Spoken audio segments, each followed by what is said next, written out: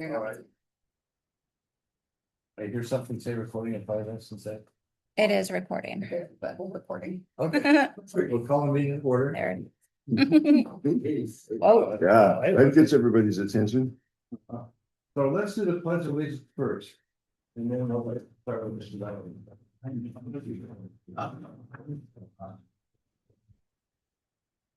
I pledge allegiance to the flag of the United States of America and to the republic for which it stands, one nation, under God, indivisible, with liberty and justice for all. They bring that back to the elementary school road. Oh. Let's have introductions first, since we don't have name tags here. I'm Jeff Paulson, and you appointed me Sarah, that's me. Anna Moore. Rick McKinnon, Larry Moore, Alan Moore, For Whitner. Jeremy Dwight, Mark Shutt.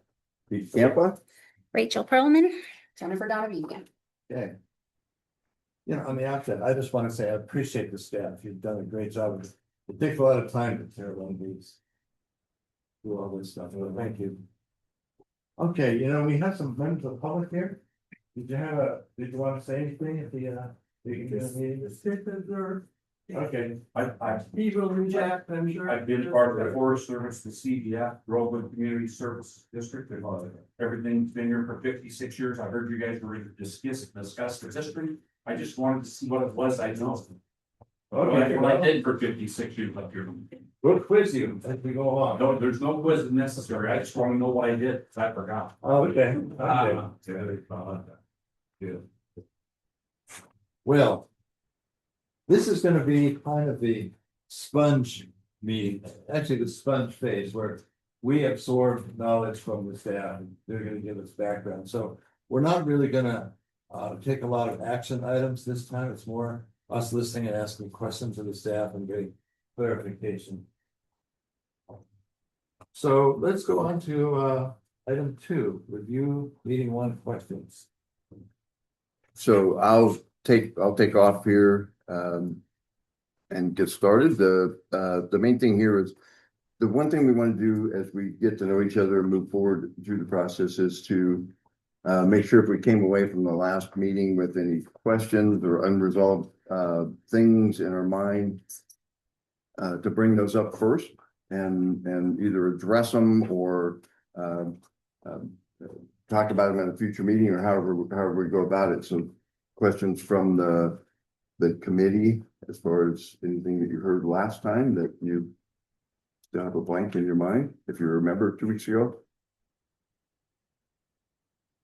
Yeah, and thank you. This was a short prep time, just it was 2 weeks in between meetings, which was I kept thinking it was a month out. And then it's here, so appreciate everybody making the time to come. So not having questions specifically from the group, but then having some questions that came from committee members either by email or just hearing them in the public.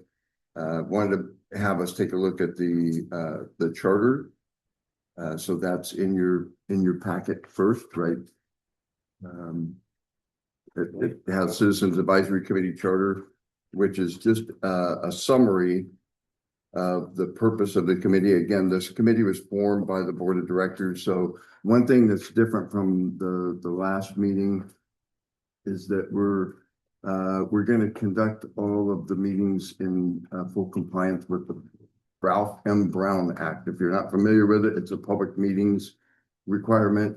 So all of the agendas will be posted in advance. Any meeting materials that we make available to the committee will be made available to the public, which they already have been.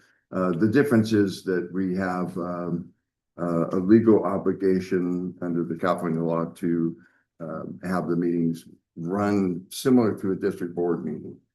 They just have to be open and public. We have to take public comment before we take action, if there's any action to take, and everything is published. Yeah, you've noticed a certain period of time ahead of time. Right. And unless it's an emergency, we can't take action on an item that's not on the agenda. Right. Or we just postpone it for the next week. Right. And you know, considering our time, I'd really like to keep this to end by 3 o'clock. Yeah. Just so, because when you get 2 hours in, a lot of times people drop off and aren't thinking the same way they were, at least me. I'm not accusing anyone else of it, but so with the charter is to help the district and community take a fresh, informed, and transparent look at the future of local fire protection services, including service needs, costs, funding limitations, public concerns, and realistic options. And that's an important statement about the purpose of the committee. Following that, there's actually the charter scope of work that was adopted by the board of directors that lists out what the expectations are of the committee. I'm not going to read it verbatim, but it's important to keep this around and keep it with you. Part of it, it's generic just because at the time that it was prepared and the board approved it, we didn't know whether the assessment was going to be successful or not. So it covers both. It covers in the event that the assessment was unsuccessful and the committee coming together to evaluate options and evaluate the future of fire services. And also it had, there's components of that charter that may not be relevant. Don't think we're taking up any type of getting to know the assessment as it was put out or any of that. That's not relevant right now. So this is what guides the committee's work.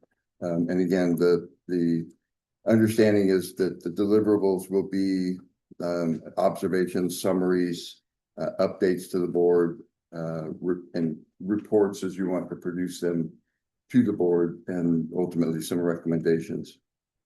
So you really are key to getting a recommendation to the board. We don't make the recommendation as staff, and we'll talk a little bit more about that. So, Okay. questions on the charter? I know you haven't had a chance to really review it, but there's nothing surprising in it. I will say one comment. Terry said something about operating sort of independently of the staff. And I want to emphasize that our role is to work with staff. That supports us. They work for us, but we don't tell them what to do. We just advise them, give them our thoughts and advice, and listen based on all the material that we have here and our experience in the community. And so again, and that's item number 6 and 7. 6 is the leadership, and that's Jeff. And facilitating meetings and staff support as we provide them the meeting information. So if there's something not in the information that we provide and we still have questions, or you know of another report, or you want another analysis done, those are things that we identify, that the committee identifies and then puts our way, and then we put that together and bring it back. And again, if it's not understandable, if you don't, if you think you need more, don't hesitate to ask for more information.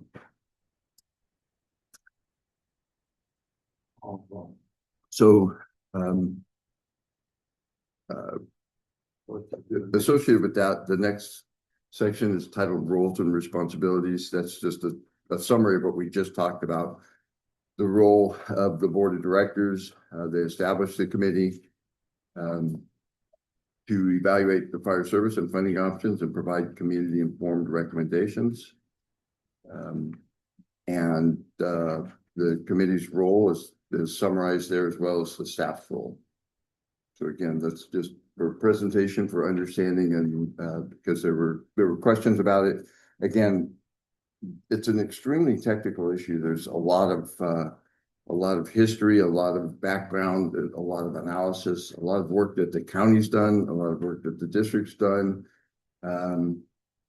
work that's been done at the state. Those are all things that we as staff will be able to bring into the discussion for your evaluation legal, review of things, different stuff like that, we can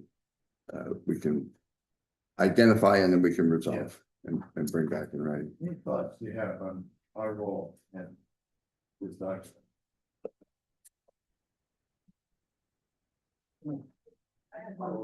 Yeah, go ahead, Sean. There's if I see a need for a spatial analysis, I could do it, but do you guys have staff to do the spatial analysis driven project with GIS? Like, I know you have a GIS person, but I'm just wondering, my old committee, right, I'm supposed to rely on you guys for information.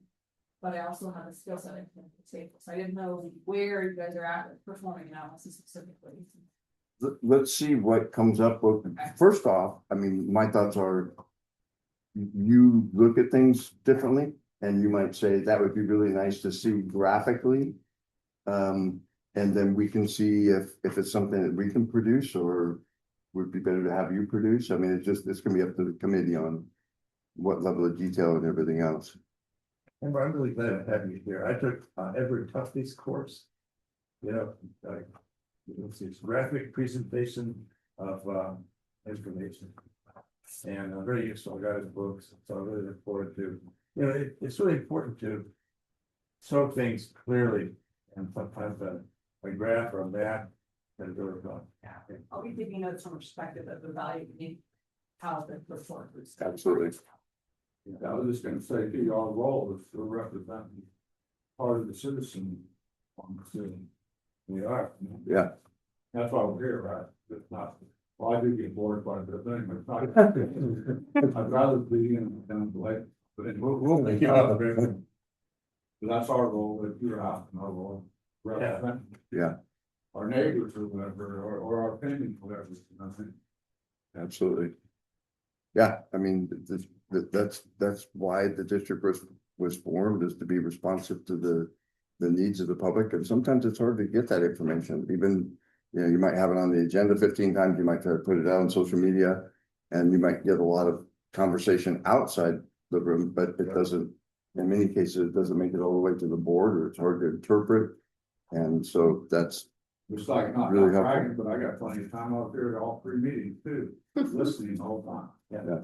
So that's why I'm. And sometimes you bump into someone like, you know, door or rail or work on a car or something like that. My neighbors are out, and hey, what do you think? What do you think? We're on part time and we've got you out. So, you know, they don't know what's going on up there, they don't hardly live up there, but about time.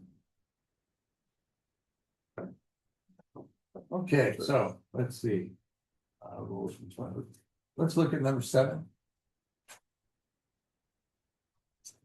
7, Oh, I'm sorry. No, I think we're we're going on the three. 3.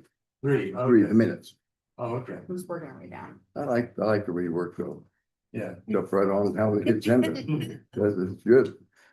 So we won't belabor the meeting minutes or meeting notes in all of our meetings, but the first one and the first couple of meetings are really important because we're getting to know each other. We want to make sure we're all talking the same language, and that when we talk about an agreement that the committee understood what it was saying when it came to that agreement, and that if there's any rethinking or if it doesn't read right, that we make sure that we address it first. So one of the first things we'll do at each meeting is just go back over the minutes. We don't have to go in infinite detail, but if you look toward the bottom of the first page of the meeting minutes, the committee did take action on ground rules. Pretty simple, straightforward stuff. It was what was presented on the screen, and those were approved by consensus. There were 2 items, number 12 and number 13 of that list, that took a little bit of interpretation from what was on the screen. But just want to make sure that the committee's in agreement as we move forward. And that, you want me to read those 2 specifically? Or you want to read them? Well, Yeah. item 13, I think is important, and that's contact with outside agencies. Mhm. And so a lot of us have been questions, if we both have people to talk to them. But I think if we have a official meeting, say with the fire chief at the firehouse. Or someone representing a certain organization that we agree to that, what would be that? Does that sound? Okay, this is, Yeah, look at the. yeah, as agreed by consensus of the committee, in other words, one of my ideas was to have a tour of the firehouse at some point, and I was thinking just walking over and talking to him. But I think rather than just sort of talk to the fire chief and bring that official word that we should get a consensus of the committee before I can do that, before one of us does that. Does that sound too controlling? Validated representation. It was validated representation, like that way you don't have two people going and asking the fire chief the same question, right? Yeah, It's like you yeah. Have consensus on an outside approach as something that you had for it, because I've seen chaos. So. Well, the fire chief said this, no, he said that, right? Yeah. What are your thoughts on this? This is an important issue because this could, like you said, be chaotic, it could be helpful, but I think what we could do then, the way it could work is we'll say in a board meeting, I mean, a committee meeting. I'd like to talk to so and so, what do you think? And then we talk about it and reach consensus. And then one of us will go talk to that person and of that agency and get some thoughts. Or we could, what if we get the idea and we don't have to, like, oh, what's the name of it, talk to them about something. And it's here. Well, I think, yeah, I think if it's just something like I bumped into some guy on the trail. Yeah, we gotta talk. Well, no, I mean, this is somebody that you really need to ask questions about what I'm talking. Not just on the queue. What do you think? I'm gonna ask them what you. Yeah. There is another item on the agenda, number 10. Committee member reports regarding interaction with public. So maybe that's like one of those off chances that you run into the supervisor or something, and then maybe, and if you had a off chance, question or something, maybe then you could just bring it back and report back at the following meeting. Maybe that is a way to handle it. I really think we need to be confined to having everything be within this brief and, we need that from several steps. Takes too long to get done. Go ask the fire chief. Like, agree on that. Yeah, only one person talks to chief. Yeah, that's not everybody here. I hate for everybody on that. Yeah. Rick? No, I was just gonna say too, that, I know you said this is open to the public and that, but we can all communicate, but what kind of concerns me is these two folks who are probably. They're just sitting here and they don't have nothing to do with it. Well, I think what we So then, so they don't really have an opinion. To me, they didn't apply, or they're like the public for real. It's like, hey, is that camera on there? Can my friend down the valley watch me right here on this camera right now? Live? Not right now because I can't get it to work, but They can hear you. they can hear you. They can hear me, but they can't see me go there. Well, that's just what I was saying, if you're talking about talking to the guy at the store or at the trail, and that everybody can talk about whatever, I right? think it comes down to like when you have an idea in your head and you're like, we as a committee, we could do this, I'm gonna go talk to the person. You approach someone and say, hey, I'm here on behalf of the committee and you wanna do this, but you didn't really back out of the group.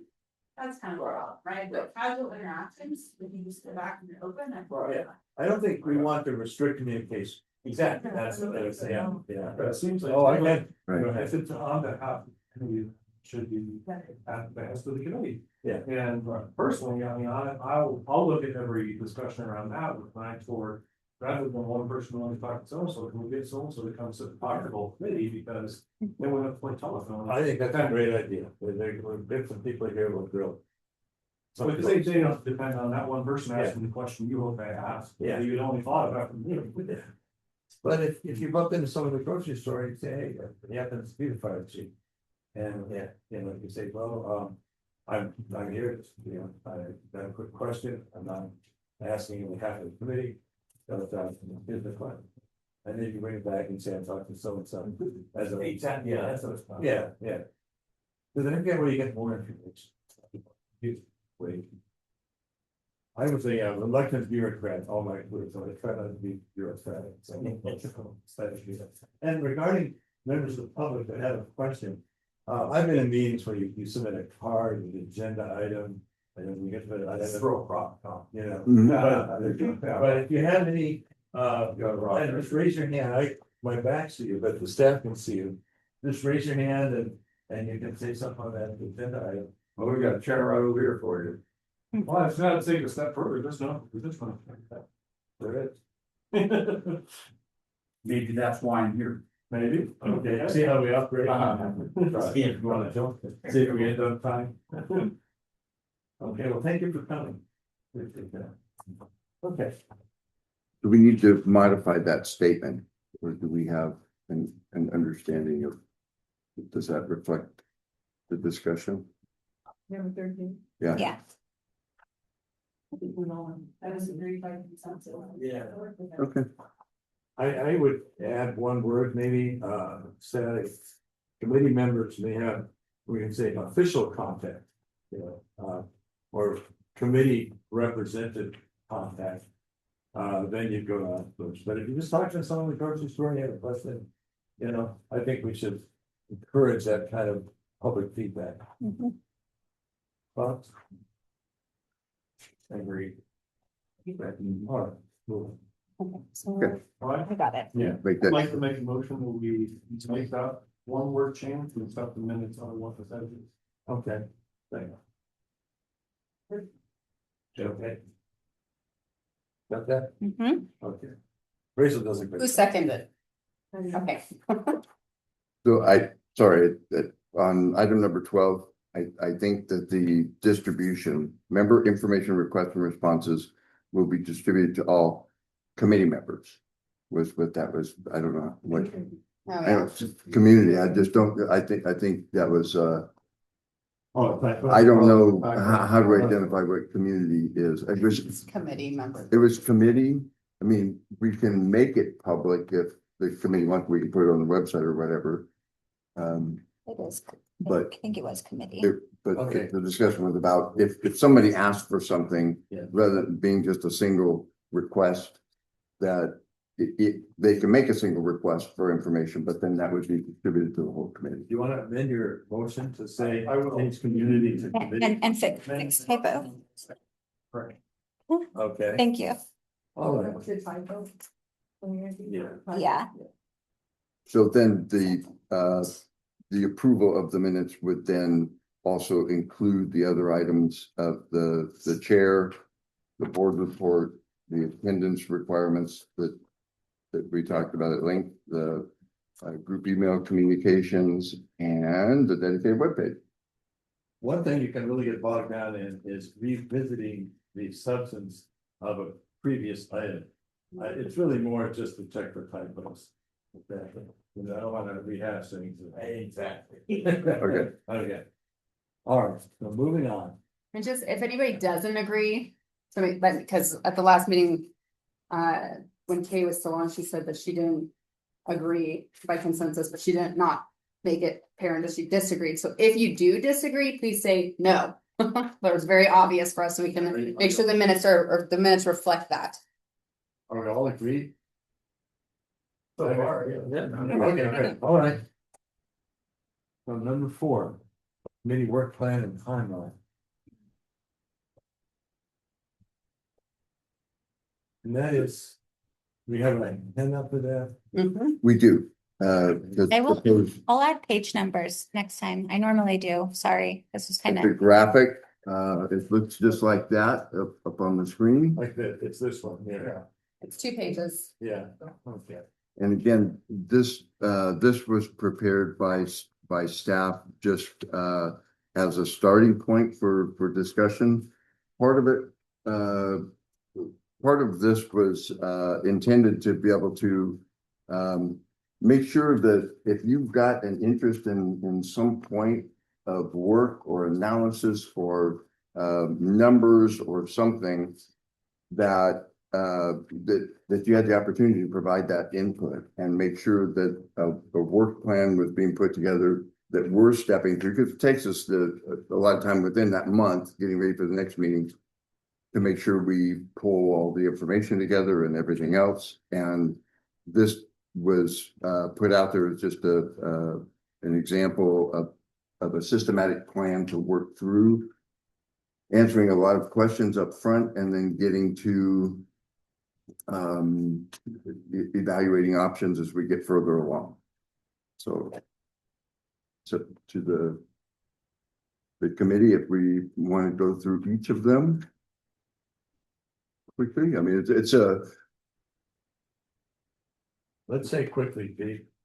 Well, or, I mean, these were, I'm hoping that you guys had the opportunity to review them over the weekend. So I mean, I think what I got from the committee was try to prepare as much in advance so we don't have to belabor it while we're in the meeting. So if everybody has reviewed it, if there's somebody, committee members that wants to go through it, but like Pete said, it was overall so the committee members could see, you know, what, yes, we are gonna get into, you know, the nitty gritty of the finance and the contracts and the stuff, and when is that gonna happen?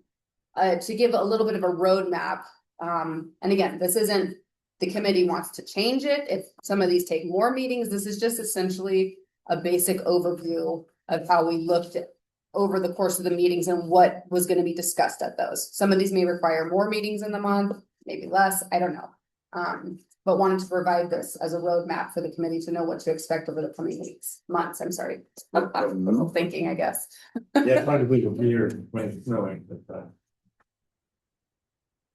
And we know December gets hard and November gets hard because it's the holidays, so. You know, we'll see how that goes. Is there any way that you could pick this packet up prior to the meeting? Absolutely. I think that would be helpful. Yes, Yep. To have to go over page for an hour. it was, I did email it to all of the, so we have it digitally. Oh, okay, so. And sometimes I feel like that's easier for people because you can access it on your phone or, so I did email the link digitally to all the committee members on Friday. So you have total, like, digital access to this as well. Wow. will that work for everyone? Yeah. and if you want a paper packet, We can let us know and we'll have it there with your name on it. Okay. Thank you.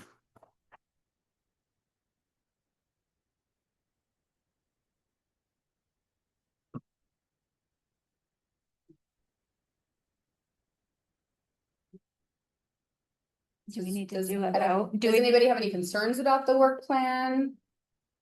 Questions, hate it, don't think we captured something that we need to capture? And remind them, this isn't something that you guys are agreeing on, it's getting set in stone either. This will evolve. Yeah, I mean, there will be meetings where we may not make it through the entire agenda and things have to be moved out. Yeah. We don't want to rush anything. We don't want to belabor anything, just we're It seems like a good sequence of progression to get through things. I have a feeling it won't be nearly as well compartmentalized as it is on paper, but that's the way these things go. You know, we're talking about, Mhm. you know, what service impacts might be to something probably 2 months in advance of that being a topic, but that's just part of the discussion. I hope Good that- guideline. Yeah, Yeah. it's an excellent guideline. Yeah. I hope this works. I think we're gonna develop a lot of collective wisdom here. Soaking up information at the beginning and then beginning to get public input and weave that into a solution that works. Yeah, and we really feel like we kind of stated before, staff will have some heavy lifting just in these very, like the first couple meetings. And then as the time progresses, it's really gonna be the committee that's gonna be leading everything and directing us and information and stuff, so. I think this will be this meeting will probably be the most of staff involvement. Took a lot of time. It took a lot of time to put this together. Yeah. But, any other thoughts before we move on? There you go. Okay, history. That is number 5. So you want to take this one? Yeah. For itself, I think, doesn't it? Okay, good. That's what I was hoping when I created it. I don't. I'm sure some of you have been here for, hey. hi Carrie, how are you? Yeah, some of you have probably been here for most of this. I mean, I remember pushing the volunteer fire to. yeah. Right, Tom? So this just, in a pretty simplistic timeline, goes through the history of fire services in Groveland, but specifically GCSD Fire Department. And, a majority of the push for the creation of the GCSD Fire Department was when Pine Mountain Lake development happened, because Groveland went from, a small little township to now having this massive development, where the need for more of an established fire department and fire suppression services and emergency services was needed. Then it goes through, Prop 13, parcel tax, second parcel tax, the station goes into a little bit about the staffing models and how those progressed over the decades. Benefit assessment, sunset, restructure. So does anybody have any questions about this timeline? Want anything more, like discuss more of a certain section of the timeline? Does anybody think that my history is inaccurate in the timeline? Or I shouldn't say my history, this is the district, and a lot of this is Mark Thoring's history from his history of GCSD book. I have one question. How many of you were here before Pine Mountain Lake? Okay. Yeah. Originally, the firehouse was in the main gate. Okay.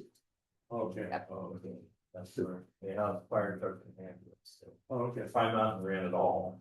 Okay. They ran the fire truck and Okay. I just remember camping up there in the seventies when the Hells Angels was the Iron Door, they said, Yeah. we're gonna go down to the lake and SWAT team was there, my dad said, we're gonna take the lake. Okay. We could tell stories till the cows come home, but Yes. That's history right there. my friend. Yeah. I don't wanna muddy the waters here, but, I've recently learned the glories of HOAs. Hmm. And you had said, that's your statement that around the time when PML was founded, right, you had your bigger support that.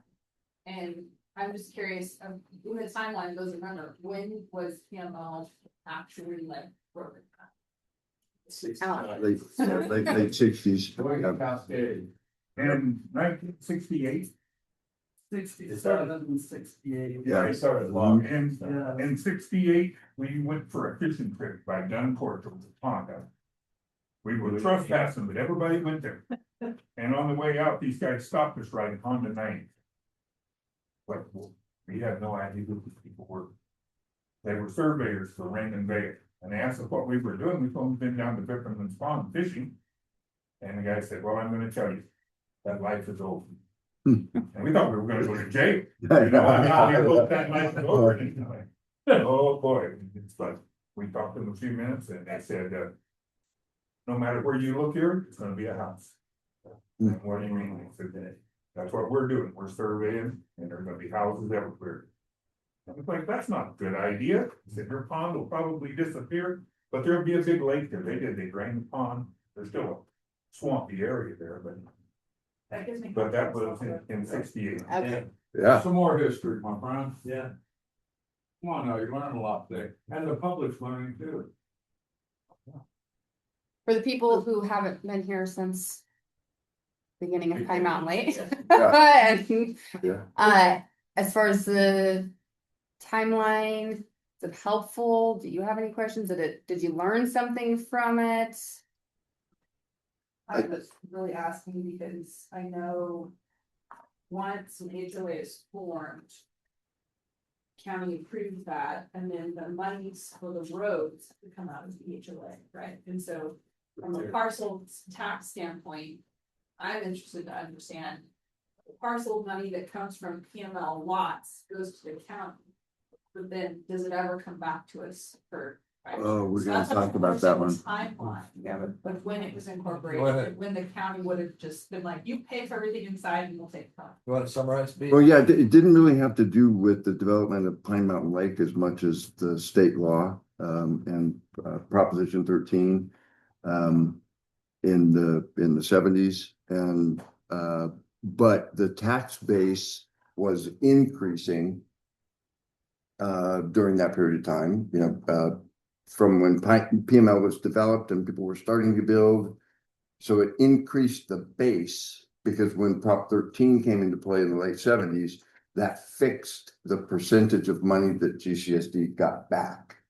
Prop 13, and subsequent to Prop 13, there was an assembly bill that said, here's the tax that you used to get, the percentage of the property tax.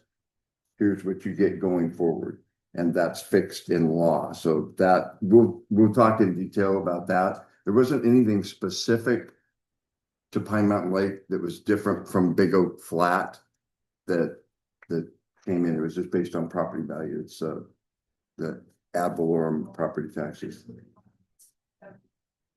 78 one time coming. So I believe The big thing to understand in the timeline is that the district staff, the fire department, had our own GCSD staff that had that were either paid by through GCSD funds directly, as just like any employee of GCSD is. We had a fire chief, assistant chief, and then volunteers and reserves and those types of things. And that ended when the assessment sunset in 2012, and the transition took place to CAL FIRE because it was a less expensive option than paying the number of staff that we had. So that contract was negotiated, wasn't really negotiated. It was we entered into contract through the county at that time to access the CAL FIRE staff to put them here, and that's what's existed since that time. And then in 2018, really started working with the county to better establish the relationship. We also entered into contract directly with CAL FIRE instead of it going through the county contract. GCSD entered into contract separately with CAL FIRE. I have one question. The volunteer days, were the volunteers younger than the old Sparks? Like, Not really. They were mixed. They were both. Really? Okay. The older guys drove the trucks. Yeah, I mean, I can run a fire engine. I couldn't carry a person down the stairs, but I was very good. I think the timeline of economic change is the factor, right? Like the base of who's in the community now versus who was in the community then, and the jobs that existed, there were more younger people who like that were actively engaged in the community. Whereas It now, wasn't so much as a retirement. right? All right, anything else on the history? Agency roles and responsibilities. This is where it starts to get fun. We have behind you is the map that we had at the graphic representation that we had at the last town hall meeting. But this is an opportunity to have a conversation about the various agencies that have some fire prevention, fire suppression role in the area, and what their primary focus is. And Jen, just jump on top of me, not literally, but jump over the top of me if I get this wrong. But the GCSD Fire Department, we have an all-risk fire department, fire suppression, EMS, rescue, hazmat, prevention, and a limited amount of public education that we do. That's typically based on what we get through CAL FIRE, through county OES. There's not a lot of separate funding for public education other than what's available by grants. And that's an important distinction there. And I'm covering the primary mission of each first. CAL FIRE is responsible for the state responsibility area and its wildland fire mission. And they provide support with all risk emergency response mission for the state primarily. And so that is the CAL FIRE does not have the responsibility for property and life safety within a local area. They have it's secondary. They provide support all day long, and it's without them we'd be lost. Having that state station and their resources, that they're excellent at providing that resource. But again, they're on the state mission, so they're available when the state has them, doesn't need them somewhere else. But aren't they always staffed, somebody's always staffed at that station, regardless what's going on, correct? We'll talk a little bit more as we go forward here, but they in history, 5 years ago, they were staffing it during the fire season with CAL FIRE employees for the CAL FIRE mission, okay, whatever that might be, cutting fuel break, training, responding to any wildfire issue or being available to go to other local major state emergencies. During the winter time, they locked it down and didn't have anybody there. What's happened is with drought, with the increasing number of fires and everything else, that line is getting blurred. When does fire season start? When does it end? So the state has been keeping it staffed more of the year. Yeah. What that is, how predictable it is, I can't speak to that. I think we probably should have CAL FIRE come in and talk to us about the nuts and bolts of the way that that's staffed. So all of our firefighters at the Groveland Station are CAL FIRE firefighters. They're CAL FIRE firefighters, but since they're paid under a contract from GCSD, they're dedicated to the life and property protecting structures and people within that district boundaries. That's And the they're on primary. the pay rate as. They're all the CAL FIRE employees are, Okay. and they can be moved around, the Yeah, personnel of understand. people. I have a question. Is this GCSD considered fire protection and prevention? There's two different categories and there's two different responses. So are you a fire protection prevention district or just protection or prevention? Suppression or prevention? The law that back to the district was formed as a community service district. It is authorized by the voters that established the district to provide the fire services that are listed in the state government code. And the state government code treats them all the same as far as the prevention, suppression, emergency response, those types of things. That's we're allowed to provide all of those services. It's just what the amount of funding is available and what we can contract for. You're not answering my question. Okay. Yeah, so you're basically saying that it's a fire protection district. That's it. It's a fire protection district, yes, Yeah. and it's a. Are you considered a fire prevention district? Uh, Because there's two different actions with those two separate types of categories. If you're a fire protection district, you're responding to an incident or something that's going on. A fire prevention district is a district that actually actively also does prevention.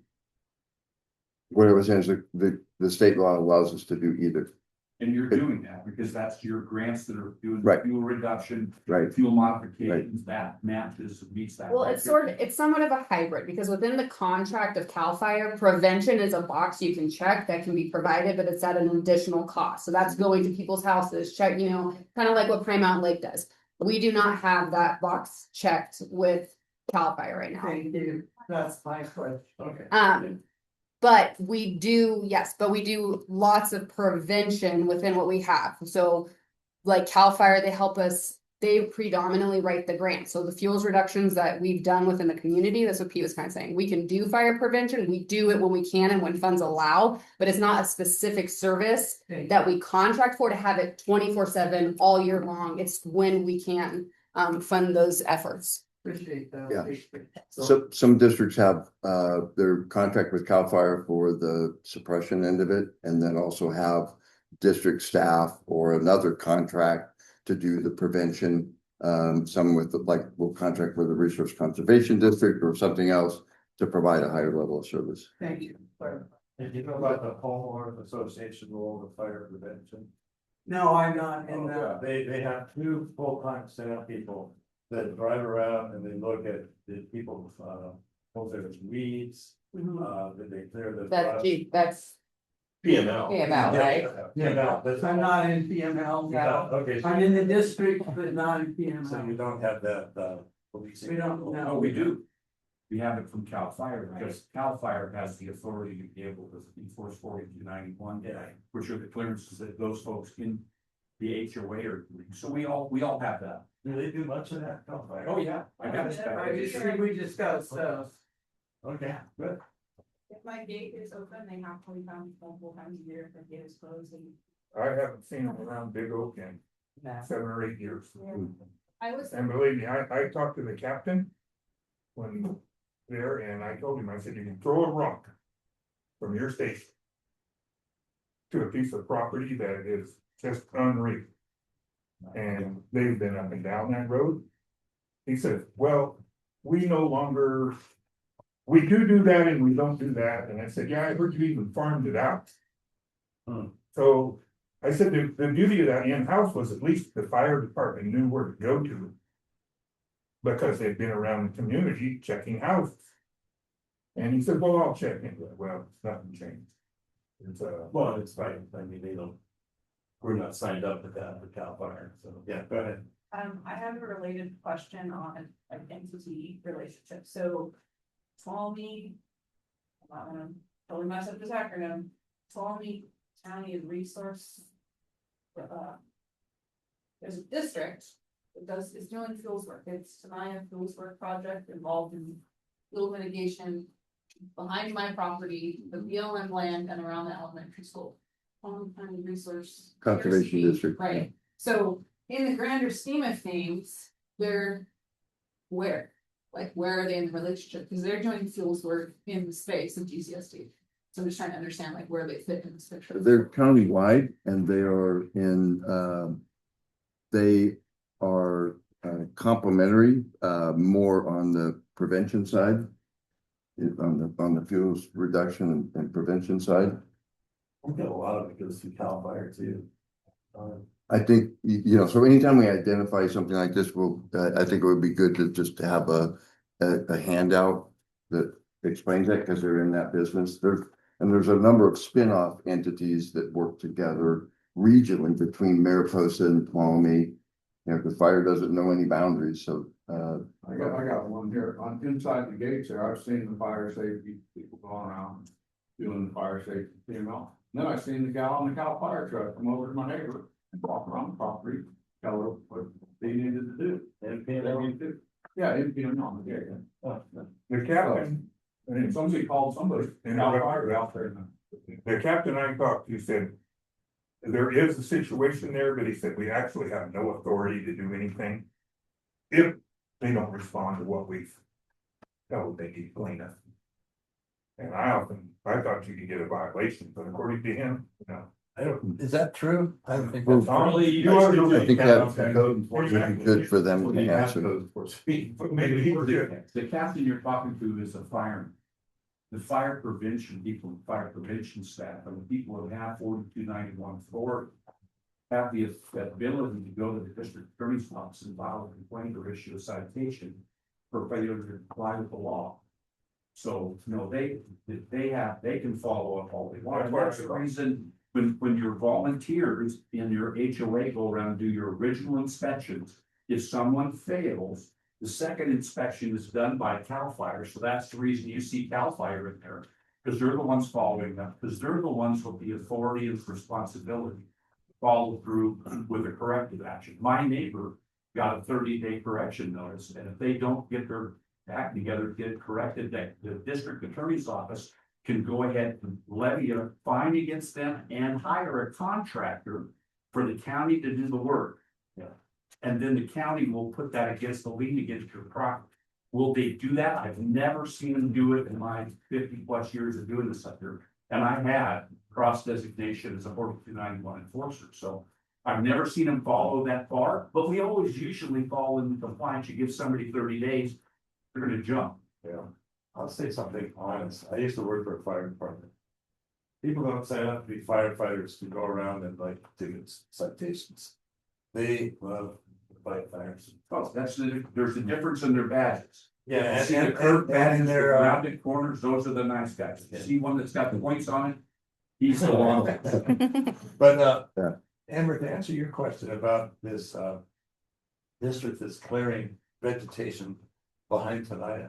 Well, should that be another column in this chart, you think? This is like a partnership. Yeah, We could do that. I would say this chart is mostly for emergency response responsibilities. Not, I know there's a lot that goes into preventing emergencies and so on, but this is more of, you know, emergencies, who's doing what when there's fires, medical aids, vehicle accidents, so on and so forth. But Most of the calls are medical aids, 80 yes. 80 some odd It's percent. 80, yeah. And it's good for the information because that there are, like I said, I think it's a separate sheet. It's the prevention side. And it'd be great to have all of the entities together that do that here locally. Because that drives, you know, if it's something that we want to get more aggressive at, we need to work that into the discussion. If there's somebody already doing it, is there a way that we can have influence on what they do? Because there's only so much time available for GCSD staff to be involved in these planning exercises that can go on for days and days and days. But there are entities that are already doing it, so participating in it is really important. I would just a civilian observer and one of your neighbors, but it would be pretty cool if you guys could dedicate 15 minutes of each one of your meetings to an educational process that would bring you in a CAL FIRE law enforcement officer to explain to you where this, how many people here know where the SRA is? What's the state responsibility area line? Why are we still LRA? Yeah, so she must be lines up. I think it would be valuable for you guys to know where the state's responsibility line lies. It might be good to have a 15-minute segment the next time to have the forester to talk about the federal responsibility and what they are and are not responsible for once you're on the other side of the SRA line.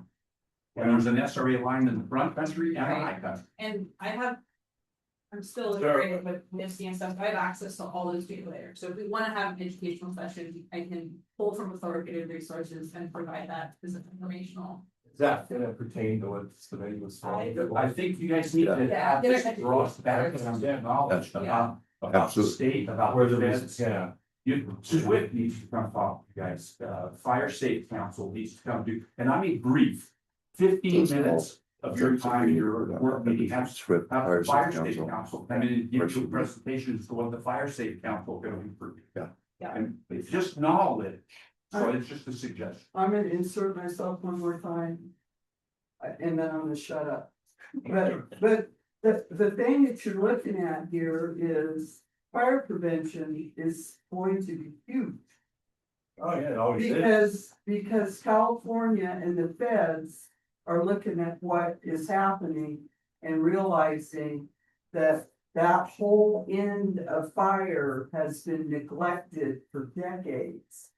So when you start looking at where your grant money's coming from and where your money's coming from, it's going to be through prevention.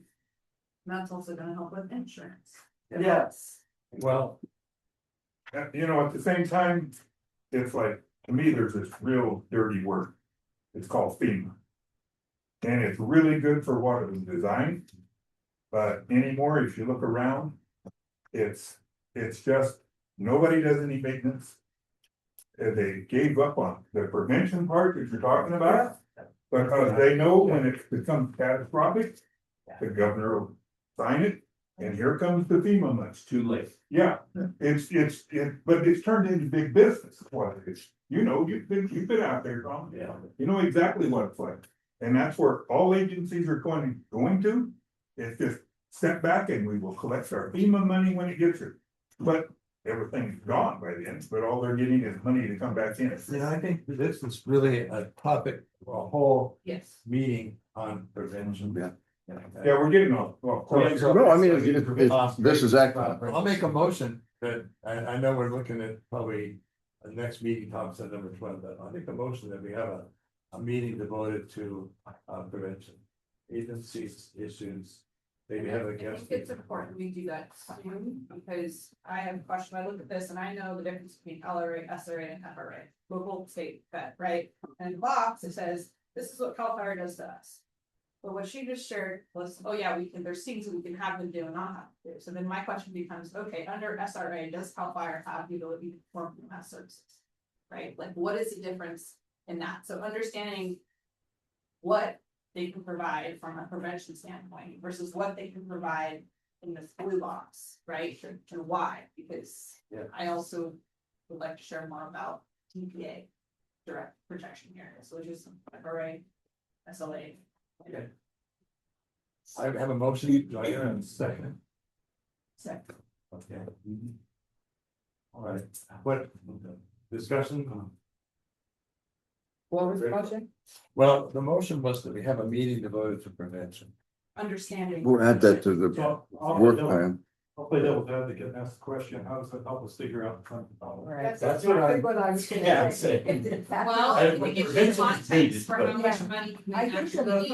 I think great, I think since time is of the essence, I mean, we need to get a new truck, right? We got stuff we gotta do. We really need to figure out the funding. And all this stuff is important, I'm not saying it's Right, not so- important, but maybe later on in our agenda here, we can do meetings. Can I share that, because the thing that's been in the back of my head since I signed up for this. And this is no shun to the wondrous years that everyone has put into this district. But when I read that fire is part of this community service district's items along with utilities, sewer, and water, I think. Should it be there anymore? Because when I was with Forest Service, annually I had to update the DPA layer, which is that SRA, FLA, who's responsible, right? CAL FIRE and feds and local agencies submit for changes every year. And you can change an LRA to be an SRA. And so in context, I would like to know if we were to do that. It may solve some of our funding problems because it shifts the fire responsibility directly to the state. And then we would no longer be contracting, but I don't know what is the grounds of what is included in SRA. The state is always on the state responsibility mission, which is wildland fire prevention, period. They will, like, they offer things to Schedule A because they are an all risk department, but if we're into an SRA, like, yeah. They'll, like, if there's only one here, they will respond if they're here, but that's not saying if like the state is burning up and things are going on, they're not gonna say, we're gonna keep an engine dedicated for the locals in Groveland. Their state responsibility, period. It's not local responsibility. If they're here and they're the first responding engine, they will be there. If they're not here, they're not gonna worry about, are we leaving Groveland residents uncovered because we're gonna go fight things? They don't, that's what CAL FIRE guarantees us, is that regardless of what's going on in the state, we will always have a dedicated engine here to provide emergency response services to the citizens who pay for that under contract. So there's the defining answer that I wanted, was understanding why, if we were just to turn over from local response, LRA to SRA, we would be subject to them running off the money. Correct. Okay. Which we can bring CAL FIRE in here to say that. You don't have to take it Right. from my mouth. But they've made that very clear throughout everything that their mission is state responsibility, the SRA, and it's wildfire prevention and fuels reduction and. So to his, back to his old point, he did. That's a very good point. What does prevention have to do with keeping our fire? Yeah, I'm not arguing against prevention, No, I'm not running on our property. Yeah, I think but- it's yeah, scopes the financial ask, right? Like how much can you get done under other avenues to conduct prevention, which would in turn reduce insurance rates, hopefully. Isn't And that then leave something money that towards an maybe GCS should have been doing? We're not here to point fingers. I mean, can we're- point No, fingers point all I fingers. want. I wanna I'm understand. not pointing fingers, I'm making a point. This is something that hopefully they've been working on, and I'm sure they have. Yeah. It's not, we're like, they're saying this is time sensitive, we need to get this done. Okay, so here's an example. Tommy Resource District. I get a letter in the mail to my tax address saying, hey, we're gonna go do fuels reduction on the 17 acres right behind your parcel in Elder Lane as part of this giant fuels reduction project. I'm like, sweet. how can I help, right? Needs to happen, can you walk through property line? That is directly within the districts. That is getting funding from somewhere else to take care of a prevention problem. That is money that GCSD does not have to pay out of pocket to prevent. So where is that list from GCSD? That's the question. That's what I'm saying. Why do we need to bring an outside person in to sit here for another half an hour to explain what their responsibility is?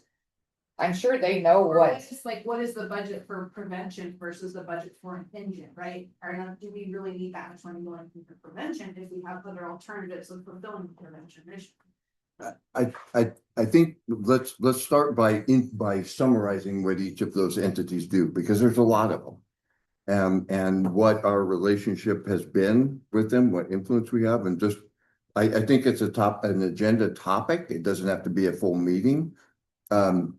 To at least understand how that functions. but aren't all of those entities, the one you're talking about, subject to Cuyahoga County budget every year and can change? No, they keep grants.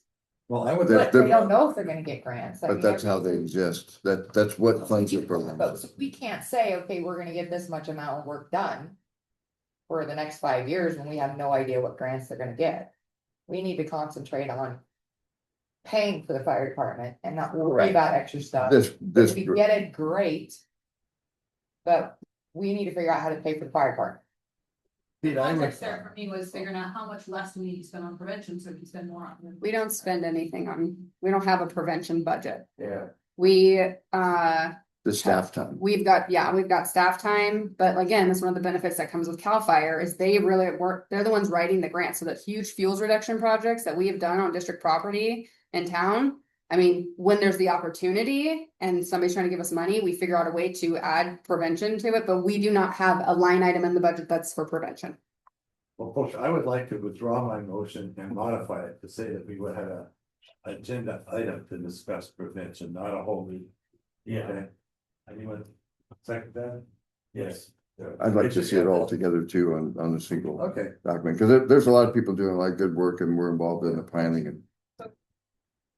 Yeah, that's just, we were kind of talking about, our fire protection. And we will dabble in prevention when funds and stuff allow, but no, unless we're checking that box and funding it separately, we're not getting that as a year-round service. One question I have, do you know how many other fire department communities are contracted with CAL FIRE also? Yes, well, we have the numbers, there's a lot of them. I can get this throughout the state, I can get you that figure. One are. No, not Twain Hart, not Twain Hart, good county, Tuolumne County, in our area, Tuolumne County and GCSD, Twain Hart not, but we can get a list, I could probably even Google it on their But I website, they would probably like- have it. I would like to compare budgets from the ones that do compared to the ones that don't. And what the difference is and how they make that difference up. Yep, we And, expect to I'd like to provide see that what those figures information, are. absolutely. That's a good topic. Just like the gentleman said here, to get somebody in here for 15 minutes, I'd also like to request that we get Steve Griefer in here, my representative in here, to tell me what he told me during one of these 3 meetings. And what's gonna happen, Steve, just don't continue on here, and he can tell him his side. You know what I mean? That's what I'd like to ask for. Okay, because he's got information from this now on the county now, right? Whatever they have, we can bring forward.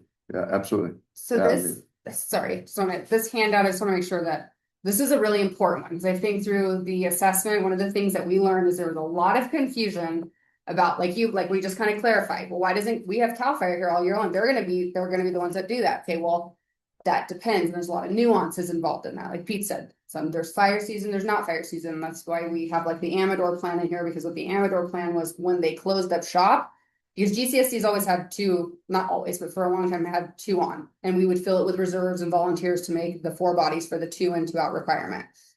Well, when we lost reserves and volunteers, we would do an Amador plan that would fund to keep that Merrill station open, so there would be our 2 other bodies, but the district funded to keep them here all year round. So, go ahead. Does CAL FIRE charge CCSD to staff that? If, Okay. if we want them here, so when the state says we're done in this area, fire season is over, They close the doors and they're out of here. So if they stay, it's on you guys. Well, it's not on us automatically. It's called their Amador plan, so it's a different option where we can pay for the salaries during that off season, so that station stays open. So in the event that, when there was no county fire engine here, it was just GCSD. If the Cal Fire Merrill station was closed, there was no Cal Fire here, maybe Forest Service, but we were essentially at 2 firefighters. So fire is happening. We're waiting for outside resources to come from Jamestown, Mariposa. So the district funded that to make sure that if in the event of a structure fire, we had the 2 in, 2 out all year round. Otherwise, we're just showing up and pouring water on a fire. Okay. And that's year to year, or is that? We don't do that anymore. So the district took that over. And then we convinced the county, why are we paying for this? You need to have a presence here. The county started paying for that. Then we worked with, which we will get into towards the end of this meeting. Then from that, we got the county to actually place an engine here all year long. And now they do not pay for the Amador plan because we have the 2 in, 2 out because we have the county engine in Groveland now. So when CAL FIRE keeps the station open, it's just an added benefit because now you have essentially, depending, we'll just say 6 bodies. It varies at the Merrill station. So that's there's no Amador plan in Groveland any longer now that the county engine, they're funding an engine here 365 for the next, until June, as of right now. Yeah. The Yeah. county, it's as of right now. Yeah, that's the white engine. That's the way. They pay for that, PCSD paid for it, or grant? They do. The county pays for it. The county originally funded that by federal appropriation post-COVID. They got money Yeah. to do things. They said, okay, after they saw my face, our face in front of the supervisors enough times, they decided to go ahead and fund that. So they brought that engine up here.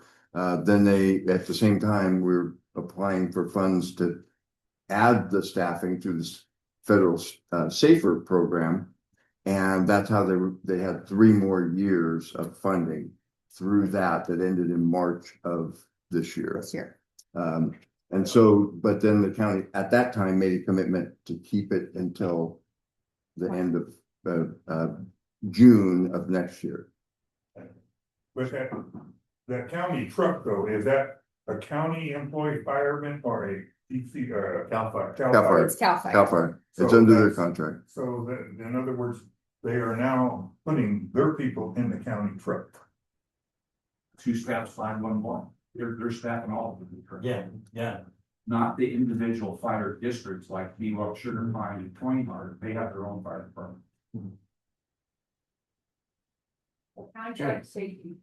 County has contracted with CAL FIRE since the 70s. Just one other quick question on that it's thrown through here in the 3-person per engine thing. Is that set by CAL FIRE or is that a federal thing that has to go in or? It's It's a a NISP safety thing Yeah. that the state has So to, it's a union thing that the state went forward with.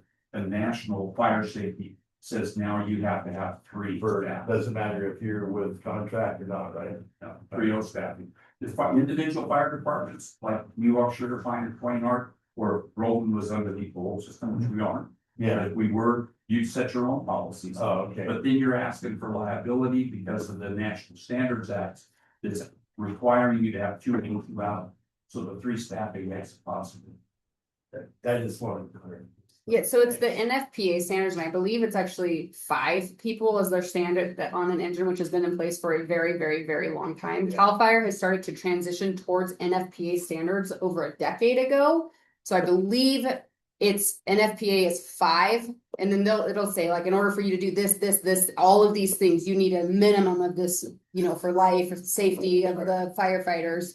CAL FIRE has been trying to get closer to NFPA standards, which I believe is 5, by transitioning to 3 minimum staffing on an engine. And that's evolved over time because I can't remember when CAL FIRE became an all-risk fire department. It's a lot different. Now they do everything. Yeah. So the dynamics have changed from when, you'd have a guy and a volunteer on the engine to now becoming an all-risk fire department. So they're making that transition, and it's not just us. They've been doing it for over a decade now with other Schedule A contract. Yeah, just trying to understand all the Mhm. costs. Yeah. If we don't get this information, we're not.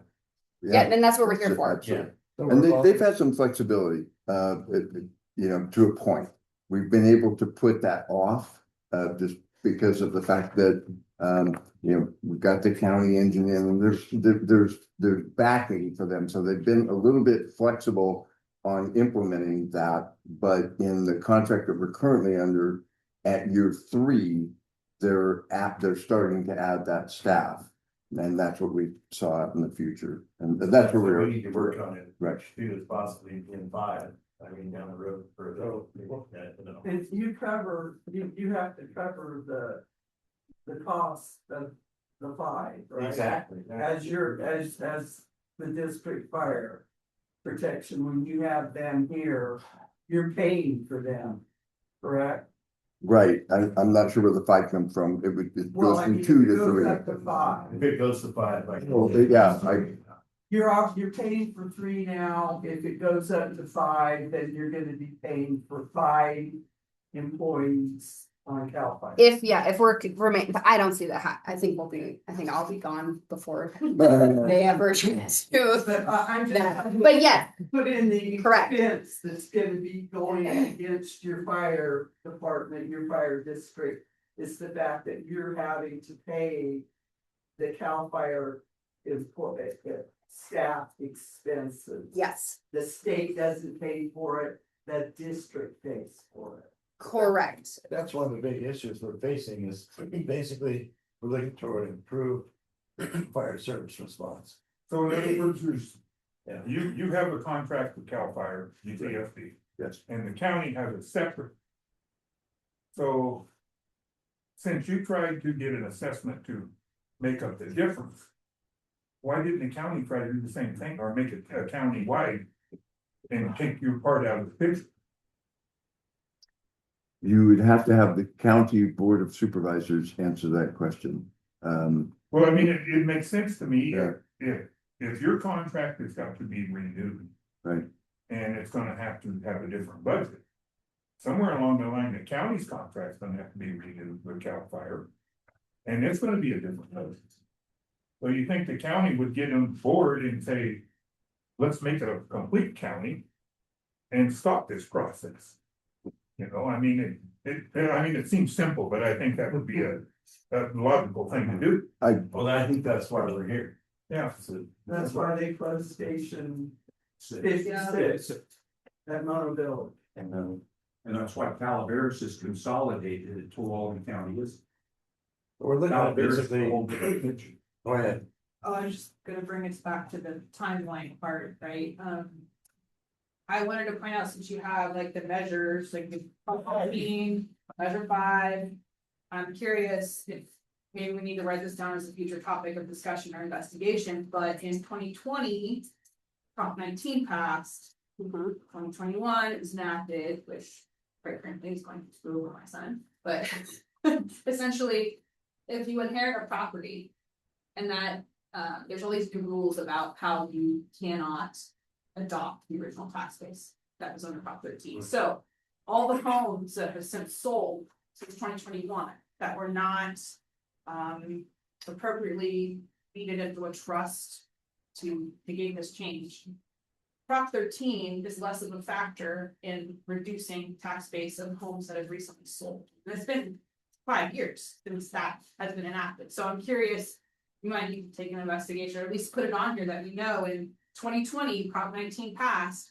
And that actually took away some of Prop 13's ability to keep the monies down. And so my question is, what is the county?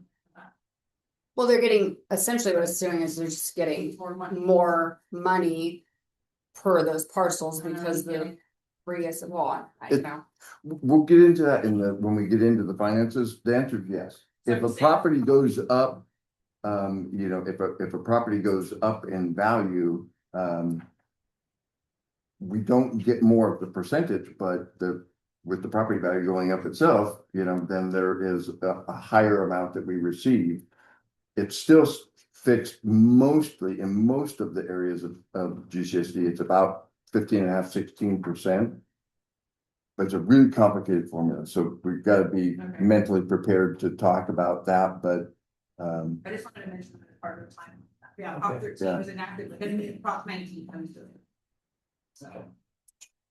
Anything You mind if I else just on finish up, just, because we're gonna talk about the county later in discussion and that relationship, how that evolved. They are that engine is there to cover their area outside the GCSD boundaries. When you look at the map, the red area is the 15 square miles of GCSD. That's where our engine is dedicated. And outside of that, wherever it may be and for whatever the county, responsibility is, that's what the other engine is there for. And then we've got the Forest Service that many of us are very familiar with, that provide wildland fire protection on federal land, but they also provide mutual aid. And then the National Park Service, with their primary mission of protecting the national park. This chart also lists the primary funding source, that I'm not going to get into a bunch of detail because we will circle back on funding, and I think that's a really important thing to understand. But the county engine is funded by the county's general fund, which is partially TOT, sales tax, property taxes. There's a variety of money going into that. And the GCSD engine is funded by the property tax that we received back. Okay. We need to move along. That's okay. We're Yeah. moving along. That was just Yeah. a bit, that was an Yeah. important one. Just for everybody to understand, who does what and So the. the, and the next item being the map, and that just graphically presents that GCSD boundary primarily. And also identifies the lodging units that have been approved, which is relevant to the discussion about the county providing services. This is really helpful. Good map. Smart. Adam who created that. I think it's useful for before we move on, make one point that I think is going to come up at some point later, because we hear the word dedicated used over and over, but if you read the text on here, it talks about what's effectively mutual aid agreements. Right. So yes, this engine is dedicated to that, but they could be called upon, and that's anything else, to come help outside the area. And so I think we need to understand that dedicated has that little footnote with it. So it's not dedication, it's primarily, I think, is a better word for it, because they do go other places, you want to call upon it, they don't have anything else to do. That is true, but it has to be something very catastrophic. So like our engine and here, because it knows if there's a community, they will call all other, like it is very rare. There has to be something very catastrophic happening for them. Even if we're the next nearest responding engine, they will not call us. They will dispatch the next one because they know that it's a local, it's a primary response. I get what you're saying there. But there has to be something pretty catastrophic for us to be called out on mutual aid. That's good to know, okay. Lightning complex. Well, and right, and we're in constant communication with them if we feel that there's that the GCSD engine is responding frequently to a county area of responsibility. That's the relationship that we have with the fire chief and assistant chief. To whatever the reason that engine is out, they're ready to explain to us why it's out. Because that's our responsibility to make sure that the Groveland area is covered. So moving on to just to make sure we understand the structure, kind of the org chart of the GCSD fire, and what the board does. They set policy and strategic direction.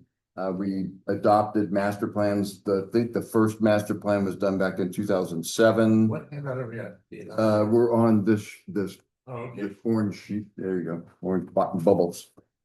So adopted a master plan and then updated that master plan in 2020. Annual budgets, service levels, meaning, how many people on an engine, what can we afford to do? Are we doing prevention as well? That's a decision that's made with this board of directors, with the funding that's available.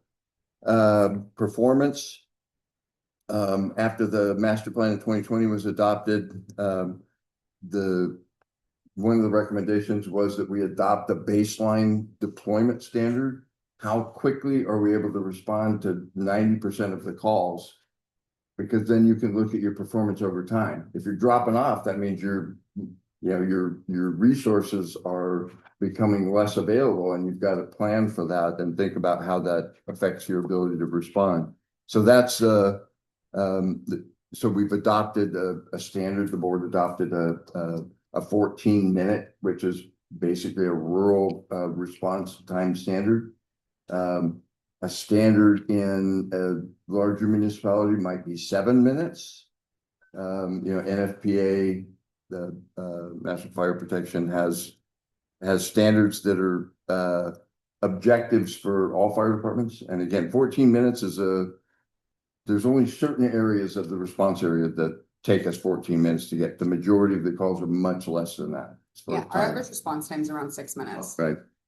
I got something over here. I know we keep talking about fire or response time, right? It's kind of like, if you're in the GCSD boundary, we're kind of being punished a little bit, right? Because I gotta have to pay that $400 and some bucks a month. But my friends that live in the Yosemite Vista state, they're gonna have to wait a couple more minutes. They don't have to pay no $450. That's where the problem is. Well, And they also rely on the county board of supervisors to dedicate enough funds to keep an engine close by. Right.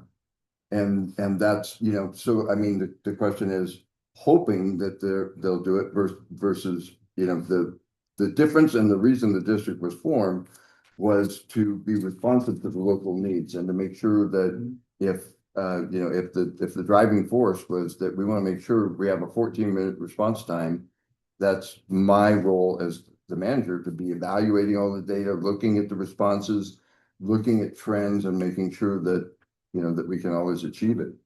we're gonna get into That's- that in the county responsibility area, but that's one of the things that GCSD worked for a very long time, was going to the county and saying, we're the Ottaway to all of your responsibility area. We don't want to do that. So like the YVE people, we're not the first response there anymore. We used to be, and now we're not. So now it's the county engine that is going, so they're not, it's funded separately. So the $400 that you'd be paying, unless it's a mutual aid or something else, they're not benefiting from the GCSD engine. They are, but it's not the first response there. It's the county engine. On that, are all of these departments, they all come out of, Calaveras dispatch, yeah. Is every, Only coverage, I mean, the Forest Service, do they have their own? The CAD program that dispatches for the two-county area for Tuolumne, Calaveras is in San Andreas. Yeah. And the CAD system is set up so they have a computer-aided dispatch that allows, and that was the difference that Jennifer was just talking about. 2 years ago, Groveland Community Services District engine was actually the first one out. And then once we noted that and said, this is wrong, they made an instantaneous change and made Merrill Road to the county engine one there. So it's just Merrill Road, the first engine to respond, because that's what you guys are trying to do is you're trying to keep the dedicated fire activity for your district that you're paying for, your engine available for your district. Well, that's great thing. Yeah, but I was just wondering if that was the only dispatch there was. That's it. And so if we're not with Cal Fire anymore, if something happened, they're still gonna dispatch. Oh, yeah, the emergency equipment is covered by the state safety code, and everybody's gonna be on the same CAD system. And when once you gotta understand how the CAD works. First engine in is the first one to respond. There's a cascading effect that happens with air attack and extra ground attack. When you guys have a fire here in Pine Mountain Lake and it's a structure fire, everybody's rolling from the rest of the county. Columbia Fire with their restoration support truck and trailer comes up here. Everybody's moving. There's a whole backup system that happens behind that moves engines into cover. So that's the reason when we have catastrophic issues here in the county, you'll see engines from San Bernardino, you'll see engines out of the Bay Area. So it's all coordinated so that the response and backfill happens automatically. Sorry, too much information. No, it's. One thing that's important to understand is that the county currently funds the cost of dispatch on behalf of not only their fire department, the county fire department, but GCSD, Twain Harbor, MEWA. That's always been, the county's funded that through their general fund. As budgets get squeezed, they're starting to look at whether that cost should be moved out. So Moved out that where? we moved out to the local agency that's that's benefiting from that dispatch, but that's not, So we don't need to get bogged down in that. I just wanted to make sure we understood that the county funds the cost of the dispatch. We, you know, that is a benefit. The sheriff's office answers, you call on a landline. You call 911 on the cell phone, you're getting percent. Those calls are routed to the agency that's responsible for that call. So all of your calls, when you're talking about fire, all those calls are automatically transferred instantaneously. As soon as they find out what the situation is, transferred to San Andreas. San Andreas pulls up the cat, they make the dispatch. So if I'm understanding this correctly, our local engine 781 is only responding within the district. Within the First district, responder. Primarily. primarily, yeah. If there's a vehicle accident. We do have auto aid, so when we are needed in larger, Go out. we will provide, and I'm So sorry, if the mutual county aid. engine say is up at Rush Creek and here comes calling in for Evergreen. Is our engine gonna go to Evergreen? Not anymore, Not anymore. So who's gonna go there? the county engine. Well, he's saying they're already out. Oh, they're already Yeah. out. More than likely, it'll probably be the Merrill station Okay. if they're there. And then it'll be GCSD, but again, it just depends on if Rush Creek's on fire, everybody, we're all going. Yeah. So- So I'm just saying if that engine's out somewhere, it doesn't have to. be Rush. Yeah, it's a real challenge because that we have to monitor those concurrent calls too. You know, if that frequency is increasing, you gotta be aware that there's a higher probability that the end is gonna be further away. Well, I know we're kind of getting off track on things here, but the more you discuss, the more you know. understand what you gotta. Oh, absolutely. No, You know, we said it in the beginning, you know, it's a complicated thing. There's a lot of nuances and misinformation and information that's easily misinterpreted. So this is good. Like. Car accidents on 120, maybe 2 of them, right? County responds first, and then if CAL FIRE is here, they would go, and then GCSD would go third. If it's outside of our boundary, Right. then I'm just wondering, what is the likelihood that we would have to respond something made by tourists that are going? if it's the 120 within GCSD boundaries, we would be going in the county. I mean, they would be going as But well. like Smith Station, that's the count. Black Meadows, Mariposa County. Oh, I know, it's a sliver, I grew up there. There's a high probability that we would be there in a mutual aid capacity, especially with vehicle accidents. And we actually have, at some point, we had CAL FIRE show like the resources needed for different scenarios. Like you have a vehicle accident that involves this, and they're like, these are all of the resources that get dispatched for that. And then you have, so we do have those kind of scenarios of what resources are needed. But if it's something around Smith Station, more than likely GCSD is gonna be rolling to that. Really, the CAD works on the first available resource. So let's say they are out, the county engine is out at Rush Creek. And then there's a call at Evergreen. Our 781 rolls and headed that way, then the Merrill engine frees up. And then, yeah. And then the We're called off. GCSD would be called off first to come back. So what we're looking at funding here is 1 engine with 3 guys. Is that what we're looking at? But But where does that engine serve? that, the local, Well, local is primary, Yeah. but I look at this map and I see all these all these things, and I'm like, that's money right there. Let's move to that. Well, We're just about ready to open that box a little bit more, and then I'm sure we're gonna have more conversation about it. we only have about 20 minutes. I just want to make sure also in this graphic, I'm not gonna even get into it, but so there's the board of directors that establishes the policy and the service level management of GCSD is responsible to come up with funding and implement master plans and work with the county and work on whatever fire prevention we can. We also do coordinated planning with our water system and the fire department. And that's becoming a big thing in the state because it doesn't always work when you have a fire protection district that wants more fire hydrants and you got a water district that's separate that don't communicate.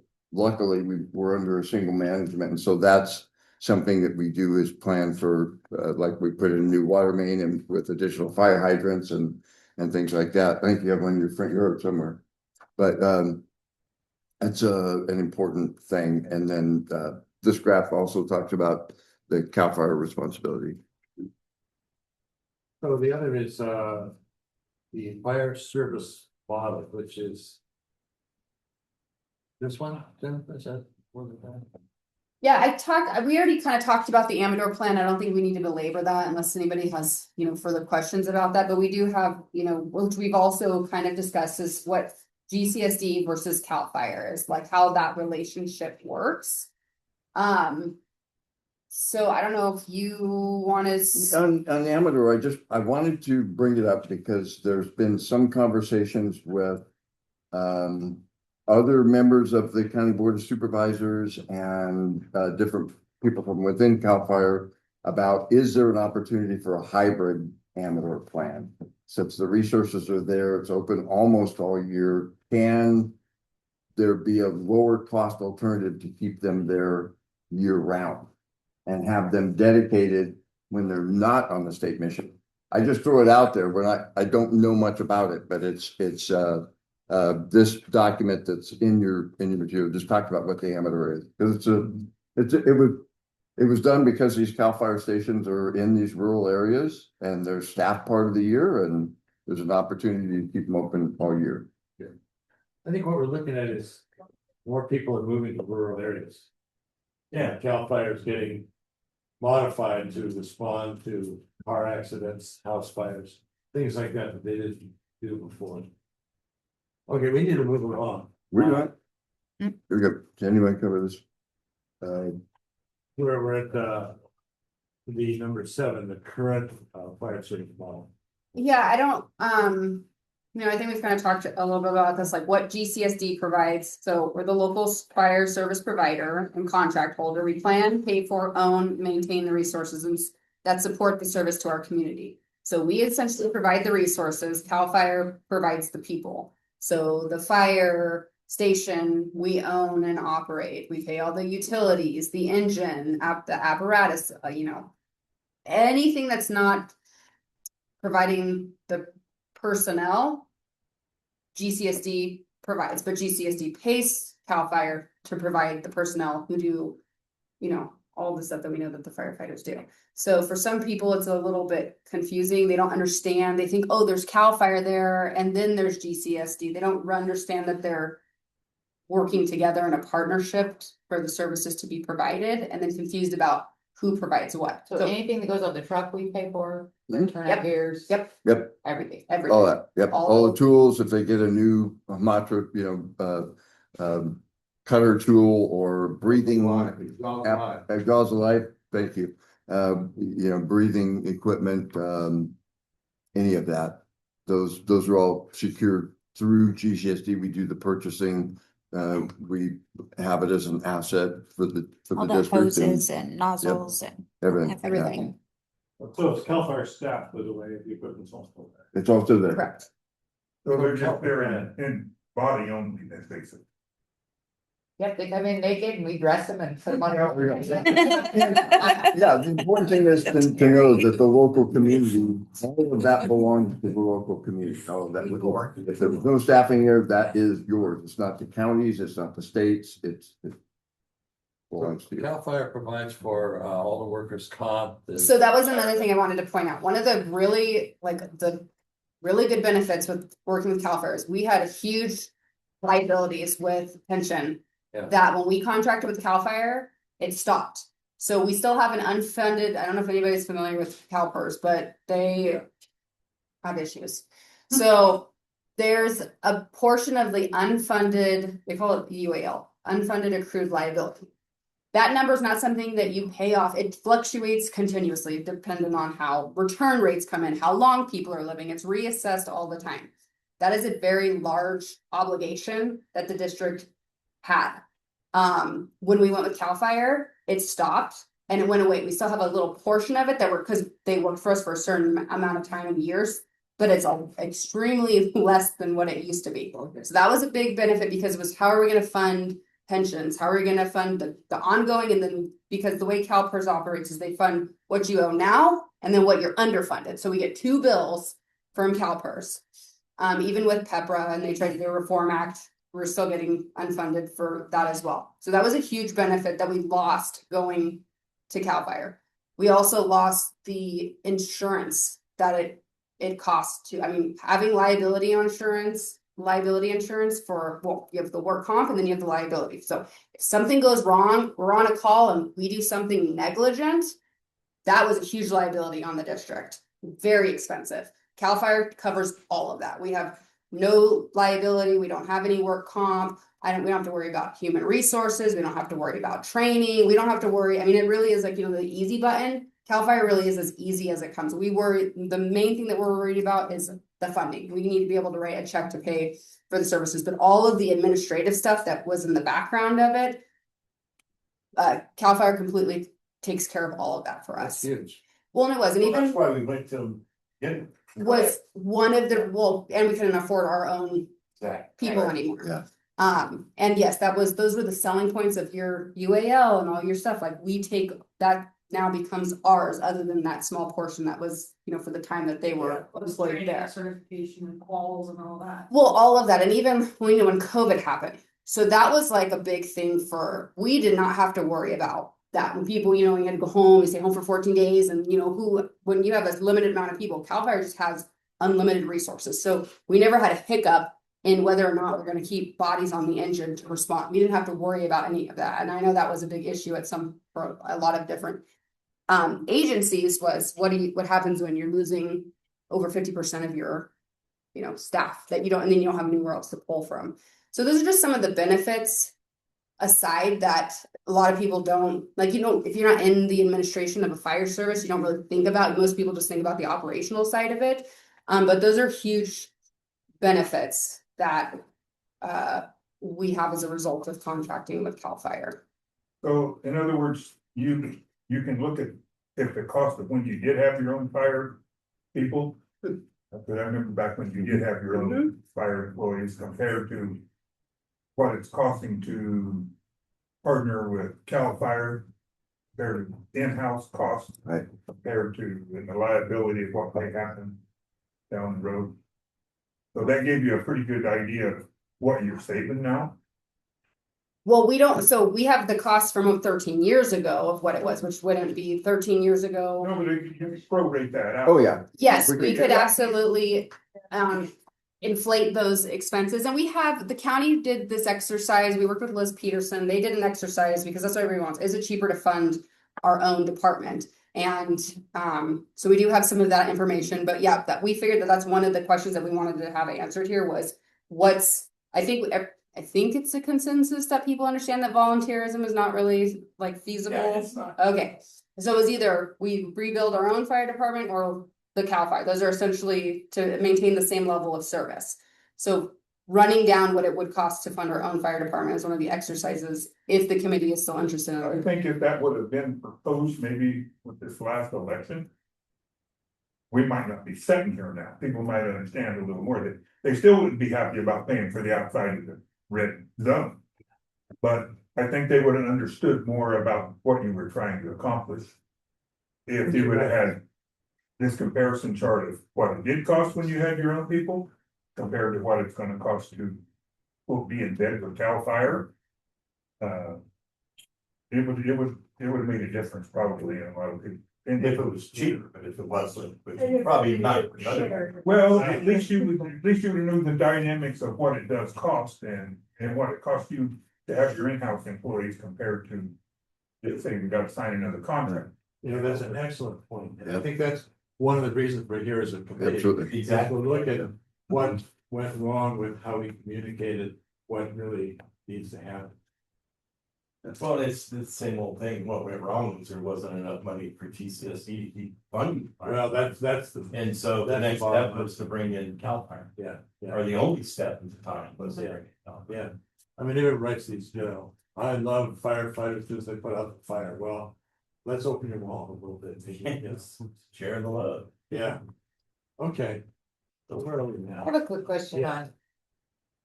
Cause I know some people have mentioned the county taking over, which I don't think it's a great idea, but. So in the fire budget that you guys have.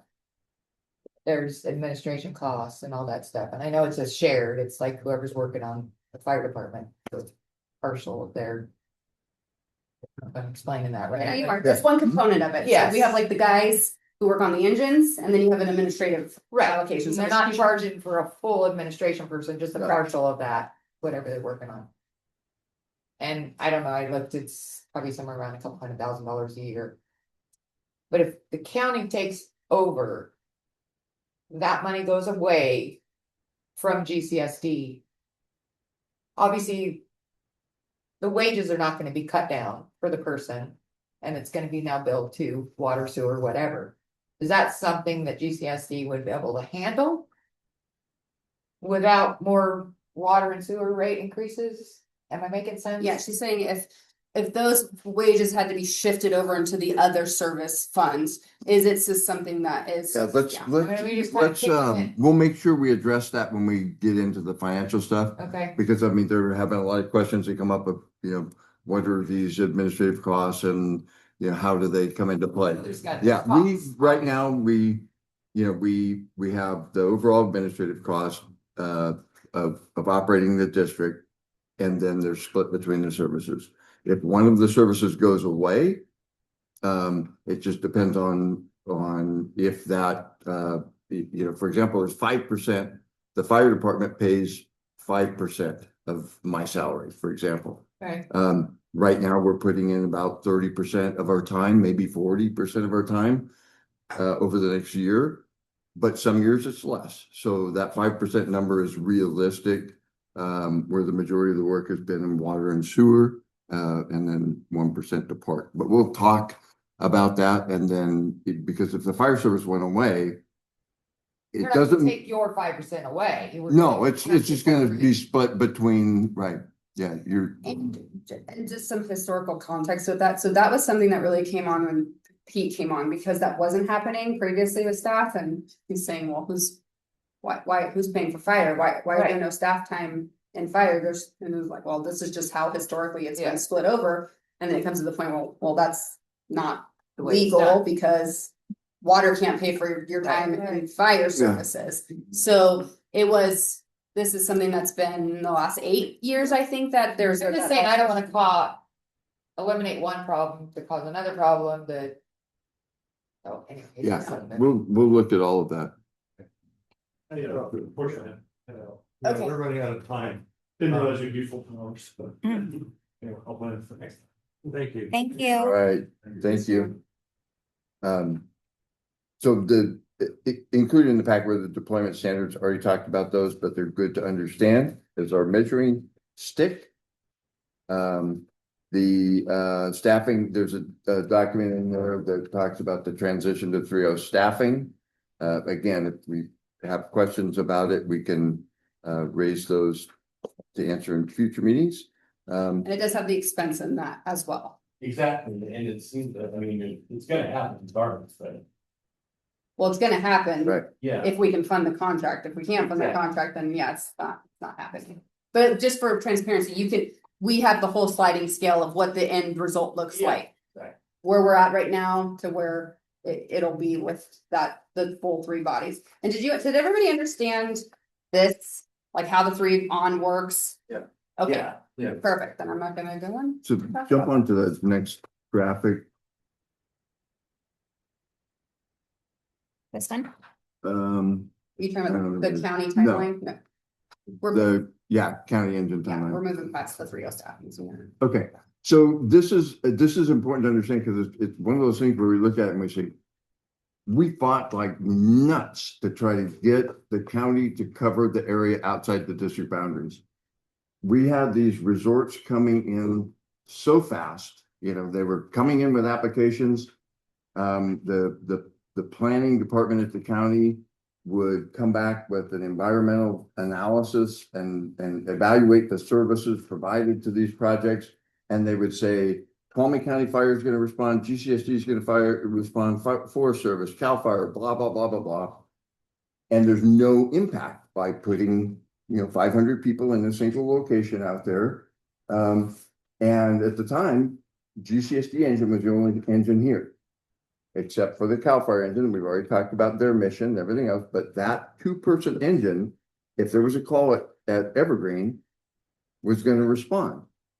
So in the master plan in 2020, the consultant did an evaluation of all of the calls over a 3-year period and how many calls we had out there. We just dreaming, or was that an issue? And they determined that although there's it's only 11.8% of the calls outside the boundaries, it takes up 37% of the time that engine is out. So that's, more than a third of the time, that engine was responding to county responsibility area calls with no county station and no county engine and no county funding. But what did planning say about that? Huh? What did the planning say about that? Nothing. They didn't even respond. Ignored us. They ignored us completely. It pissed me off so bad. And I'm sorry, I'm really passionate about it because it's now come back to, the county's taking care of, now when you ask the Board of Supervisors, not Steve, but the Board of Supervisors, they think we're a pain in the neck because we were there all the time saying that's not fair. We're taking our tax resources and our only engine and running it on your calls. That's when they decided, okay, maybe it's a good idea that we'll use this grant money to get the engine there. And that's what started that 4 years, the last 4 years of having that second engine here. It's a huge benefit, but it's subject to a decision of the Board of Supervisors across the river. And it's 3 votes on a Tuesday or whatever day it is. I better be getting some votes on this side. Well, that side of the river, buddy. So it's, I couldn't have asked for a better outcome than that because I didn't expect them to just give us money and say, okay, we'll pay you off for you guys going out there. Because they initially wanted to pay on a per call basis every time it rolls, but that's not realistic. That's not what it is. Well, the concern was, it wasn't because they said, how much is it gonna cost? But it's not how much it's gonna cost, it's about risk. putting our constituents and the ratepayers at risk at a higher, like a greater percentage to respond to those. We're not comfortable with 37% because what's gonna happen is our engine's gonna be gone, something's gonna happen in Groveland, people are gonna go, why wasn't our engine here? Oh, it's because it was that right, that was the reason. It wasn't, they kept saying, well, how much is it gonna cost you? It's like, it's gonna cost you to cover your calls, whatever that looks like. It's not that we're wanting money. You can't pay for a third of an engine. Yeah. And a third of a person, third of a crew, I mean, the next step is big. You're staffing that just, double what we have. So when I say that I couldn't have asked for a better outcome, them co-locating with us, paying a rent to cover the cost of being there and having that engineer is providing a higher level of service because when we roll on a call in town, they're right behind us. Or they might be right in front of us while we're on another call in town. It's a perfect scenario for what we have here. It keeps a lot of resources here, but it's subject to decisions that we don't control. The only thing we control is the decisions this board makes with its funding. So that was something from the master plan. We accomplished getting that engineer. It created a whole bunch of confusion. I hate to say it because it was, wasn't really an understanding why is it here? How's it funded? But I can just tell you that it's great that it's here. And I think that the community needs to take charge and make sure that engine stays because the county should have done the planning when they rezoned all that property from whatever it was to, recreation commercial. That should have been the time where in their evaluation, they said, maybe we're going to need to put a station out here. Let's charge development fees. Let's do something to gain money so that, or even dedicate TOT, put it in the bank to build the station. There's money out there. So anyway, that's where we are today. I think we accomplished getting that engine here. We gotta keep it here. But at the same time, it's subject to their decision and that contract ends at the end of June of next year. And I'm sure it'll be discussed in the budget. In their budget. So, Well, I want to tell you that I have to give them credit at least because we went back to them 2 years in a row trying to get them to make a commitment long term. And one thing they did do finally after a year delay is they adopted a resolution of intent to work on a long-term agreement. By March of this next year, we're supposed to have a long-term agreement. It's non-specific. But at least we had to have the board of supervisors at least say, hey, we understand it. And the reason that we understand our obligation to have the station. The reason that they did that is because GCSD actually had to take legal action because the county wasn't paying any attention. They weren't responding to us. They were continuing to develop. And without a long-term commitment, when they make a land use decision to allow a resort, that's a permanent decision. As long as that property meets the conditions, they can continue to operate forever.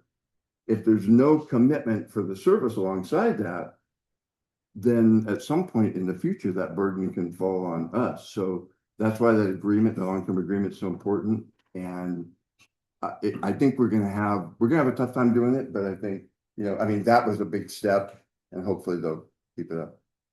Is there any chance, because the percentage of the TOT tax in this area is the majority of TOT that's collected in Yeah. this county? Is there any chance at some point in time that the county would be allotting more of that TOT tax to infrastructure and to fire services? That's what I would. Which okay, is what it was created for. Listen, TOT is transit. Occupancy so tax. can I throw this out there? I mean, it might be totally off the wall, and I did talk to GCSD a little bit about it, talked to Anna about it. And I did talk to SCI today. My ex-boss is good friends with, what's his name? SPI, did you say? SCI. Oh. Okay. Same Blair? with Blair, yes, so I talked to him SCI. today. As we can, he said the best way to do it is to go through the board of supervisors and get them to put it on the ballot. That we have an existing map. And this map is been voted on several times for our ambulance fees. So we can use this map. And my proposal is to every lodge, hotel, campground, STR, anything that offers lodging, to put some kind of fee, whether it's a $5 a night fee, as a safety fee, or just to cover the services that they're expecting when they come up here. Looking at our TOT tax and the percentage that we pay, it could be a big chunk of money. Yeah. And also, if we were to put something like this out there, I'm gonna say 90% of the homeowners that have nothing to do with STRs or lodges are gonna say, yeah, Exactly. let's make them cover something. Right. So there is still some hurdles to make sure that it's workable, but he didn't see any problem with it being. And he's dealt with you guys for 25 something Yeah. years. He's saying it's looked really good. I can call him back at any time and, but he did say it's probably best to go have the board of supervisors put on it. And there again, Steve's the only one that's gonna be affected by this. The other guys, it's not gonna affect their district, so why not put it on the ballot?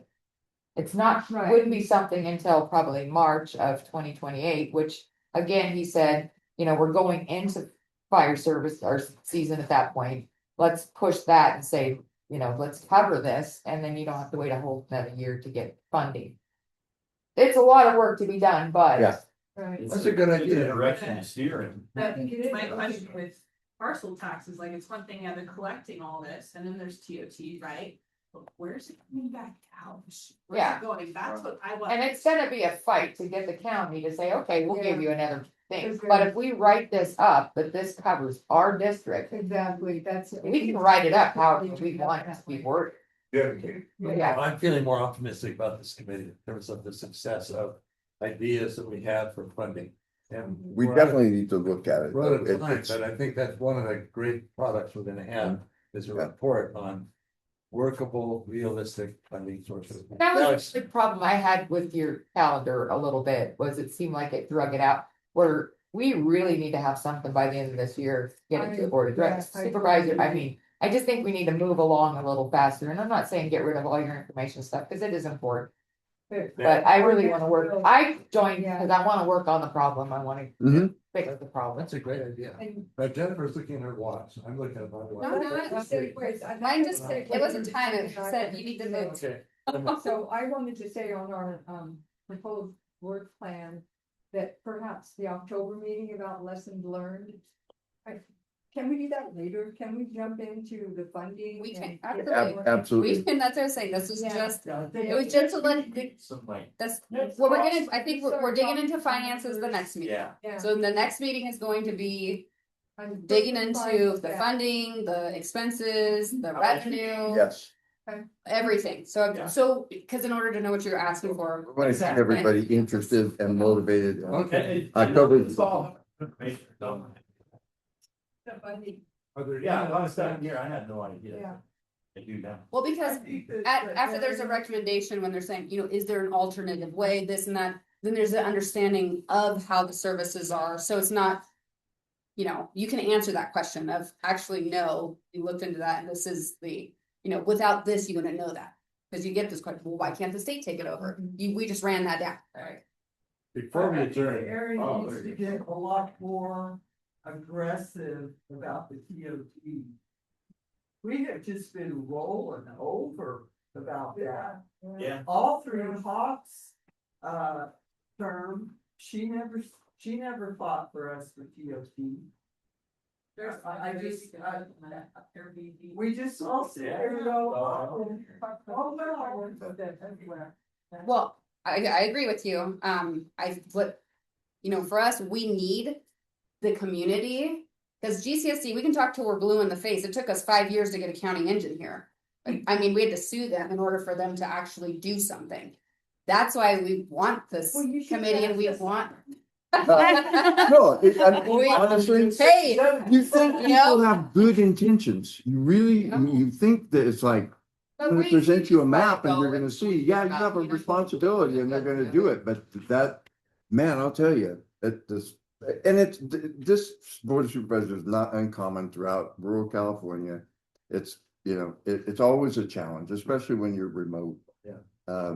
So appreciate you working with us, and I like the idea of having that in October. And again, it's gonna extend, we're not gonna be able to get it all done in. Can I same just, time, but- can I repeat that? So you want to move lessons learned for a future meeting and Yeah. go straight into evaluating options after the September meeting when we Yes. discuss the It's finance. kind of- Financing and funding, and then another funding meeting options, yeah. Okay, You know, before we adjourn, I would like to see, Yeah. like I said, the cost analysis of when you had your own in-house fireman compared to. what- yeah, Larry, I made a note of that. We'll get that to you.